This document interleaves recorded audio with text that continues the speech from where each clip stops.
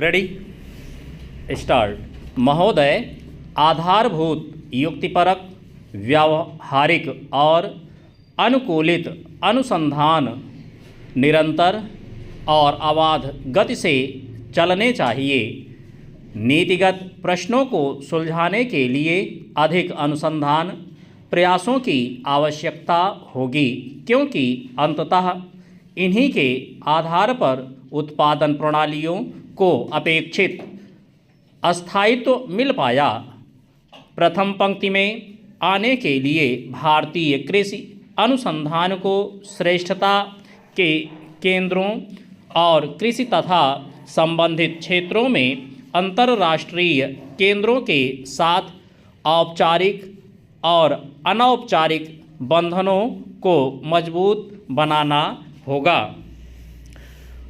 बदलते परिवेश में किसी भी तंत्र की दक्षता और प्रभावशीलता परखने के मानदंड की मात्रात्मक और गुणात्मकता की ओर परिवर्तित हो रहे हैं।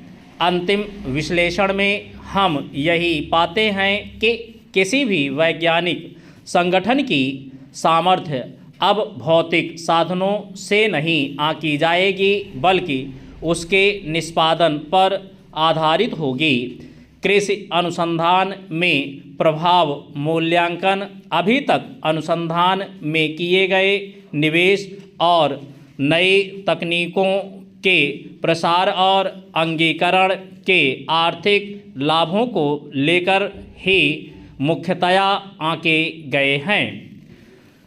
प्रभाव मूल्यांकन से यह पता चलता है कि कृषि अनुसंधान के अंतिम सुफल प्राप्त करने में आर्थिक नीतियों और प्रौद्योगिकी की परस्पर क्रिया का क्या प्रभाव पड़ा।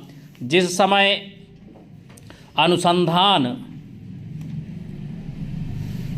नियोजित किया जा रहा है या परियोजना क्रियान्वित की जा रही है, उसी समय मूल्यांकन कर लिया जाए तो नीति निर्माताओं को अनुसंधान की भावी दिशाएं खोजने में सहायता मिलती है।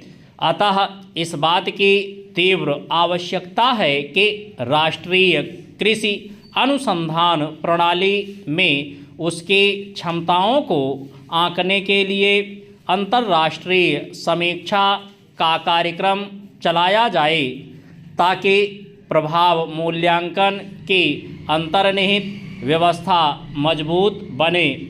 इस तरह के अभ्यासों से अनुसंधान कार्यक्रमों में व्याप्त रिक्तियों की पहचान होगी और कार्यक्रम की कमजोरियों को दूर करके जहां जरूरी है वहां काट-छांट या मजबूत बनाने का निर्णय लिया जा सकेगा। इसके साथ ही उपलब्धियों और बाधाओं का सही विवेचन करने तथा खेतों तक पहुंचाने के लिए तैयार तकनीकों को पहचानने में मदद मिलेगी। कृषि के फलस्वरूप आए व्यापक परिवर्तन का प्रभाव बहुत स्पष्ट है। जैसे कि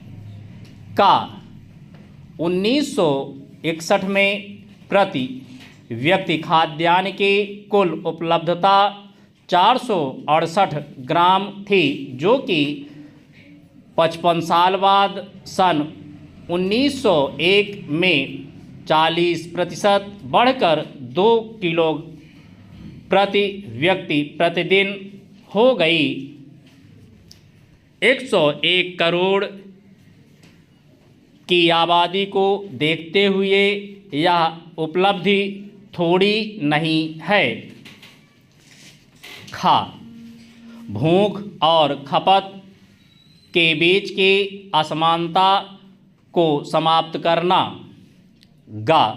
समाज के सभी वर्गों को सामर्थ्य के अनुसार उचित दामों पर राशन उपलब्ध कराना और घ विविध कृषि उत्पादों और प्रशोधित उत्पादों के निर्यात में वृद्धि और आयात में कमी।